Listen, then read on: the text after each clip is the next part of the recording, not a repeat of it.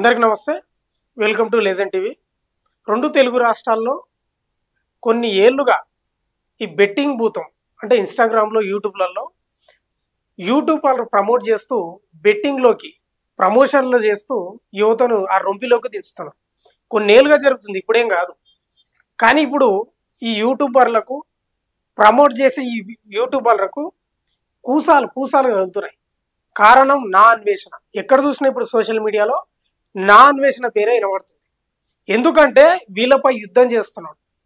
ఈ బెట్టింగ్ భూతం వల్ల ఈ యూట్యూబ్లలో, సోషల్ మీడియాలలో, ఇన్‌స్టాగ్రామ్‌లలో బెట్టింగ్ ఆన్‌లైన్ గేమ్‌లు ఆడుతూ లక్షలు పోగొట్టుకున్నారు యువత. ఆత్మహత్యలు చేసుకున్నారు. చేతికి అందొచ్చిన కొడుకులు ఆత్మహత్య చేసుకొని తల్లిదండ్రుల కన్నీళ్లు మిగిల్చారు. ఈ యొక్క అంశంపై ఇప్పుడు ఇదే తెలుగు రాష్ట్రాల్లో పెద్ద చర్చనీయాంశంగా మారింది. పోలీస్ యంత్రాంగం కూడా కదిలింది. మనం చూసుకుంటే ఈ మధ్యకాలంలో నా అన్వేషణ అనే యూట్యూబర్ ఎక్కడో విదేశాల్లో ఉంటూ స్వదేశంలో మరి మన తెలుగు రాష్ట్రాల్లో జరుగుతున్న ఈ యొక్క యూట్యూబర్ల ప్రమోటర్లు ఎవరైతే ఉన్నారో వాళ్ళపై యుద్ధం చేస్తున్నాడు. మొన్న మనం చూస్తే ఐపీఎస్ సజ్జనార్తో ఇంటర్వ్యూ చేస్తూ వాళ్ళ భర్తను కూడా పట్టాలని సూచించాడు. అటు అన్వేషణ్, ఇటు ఐపీఎస్ సజ్జనార్ ఆదేశాలతో రెండు తెలుగు రాష్ట్రాలలో పోలీసులు కదిలి యూట్యూబర్లపై కేసులు కూడా నమోదు చేశారు. వాస్తవంగా కూడా అమాయక యువతను ఆ రొంపిలోకి దించి బెట్టింగ్లలో, ఆన్లైన్ బెట్టింగ్లలో డబ్బులు పెట్టి అత్యాశకు పోయి లక్షలు పోగొట్టుకుంటున్నారు. వాస్తవంగా కూడా ఎంతో మంది కొన్ని ఏళ్ళుగా ప్రాణాలు తీసుకున్నారు. లక్షలు అప్పు చేసి కొందరైతే భూములు కూడా అమ్మారు. వాళ్ళకున్న ఇండ్లు కూడా అమ్మి దాంట్లో బెట్టింగ్ పెట్టి ఎంతో మంది నష్టపోయారు. ఇదే అంశంపై నా అన్వేషణ చాలా కాలంగా పోరాడుతున్నాడు. కానీ ఈ మధ్యలో ఎక్కువ సీరియస్గా తీసుకున్నాడు. ఇక ఆయన యూట్యూబ్ ఛానల్లో వీళ్ళ బట్టలు విప్పదీసి సజ్జనార్ గారికి కూడా వివరించాడు. ఒక్కసారిగా పోలీసులు కూడా కేసులు నమోదు చేశారు. అందులో ప్రముఖులు కూడా ఉన్నారు. అంటే ఒక్కసారిగా తెలుగు రాష్ట్రాల్లో దండయాత్ర మొదలుపెట్టినారు వీళ్ళపై. అందులో మనం ముఖ్యంగా చూసుకుంటే ఈ సజ్జనార్ సారు అన్వేషణ దెబ్బకు పోలీసు యంత్రాంగం మొత్తం కదిలింది రెండు తెలుగు రాష్ట్రాల్లో.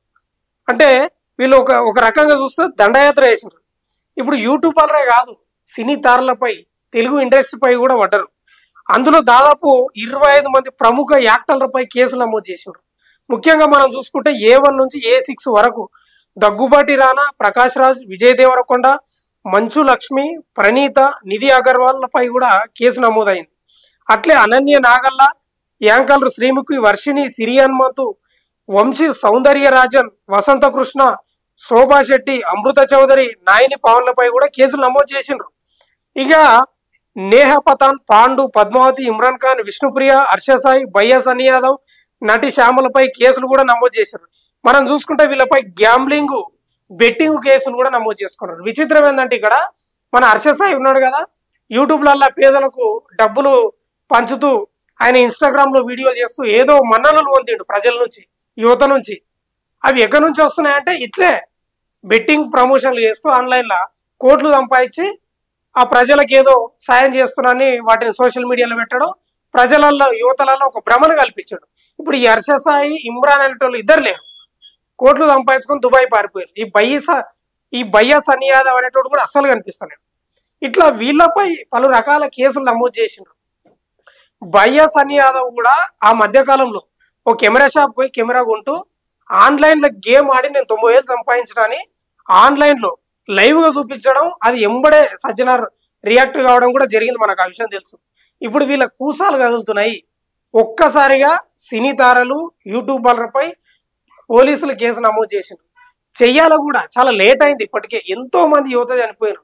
కొంచెం బుద్ధి, సిగ్గు, శరం లేకుండా డబ్బుని ఈజీగా సంపాదించాలని వీళ్ళకేదో ఆ ఆన్లైన్ గేమ్ కంపెనీలు అడ్డగోలుగా డబ్బులు ఇస్తాయి, వీళ్ళు ప్రమోట్ చేస్తారు, చేతులు దులుపుకుంటారు.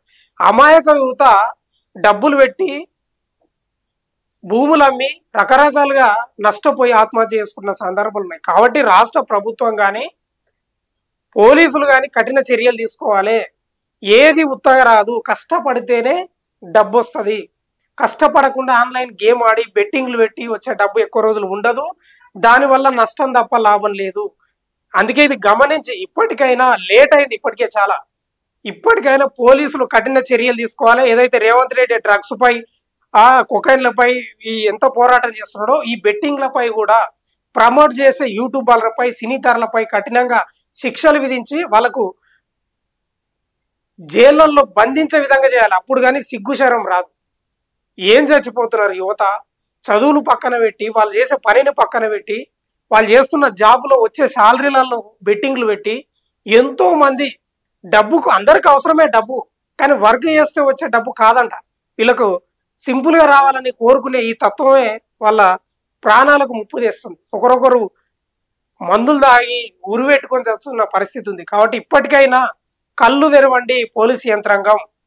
ఇక్కడ నుంచి ఈ బెట్టింగ్ ప్రమోటర్లు చేయకుండా, ఆ రొంపిలో దిగకుండా, అటు కాలేజీలలో కానీ యూనివర్సిటీలలో కానీ పోలీసులు ప్రత్యేకంగా చొరవ తీసుకొని వాళ్లకు అవగాహన కార్యక్రమం నిర్వహిస్తే కానీ వీళ్ళు యువత దారికి రారు. కాబట్టి ఇప్పటికైనా ఈ బెట్టింగ్ ప్రమోషన్లు చేస్తున్న యూట్యూబర్లు, సినీతారులపై కేసులు నమోదు చేసి జైలుకు పంపించాలని 2 తెలుగు రాష్ట్రాల ప్రజలు కోరుతున్నారు. దీనిపై మీరేమంటారో కామెంట్ రూపంలో తెలియజేయండి.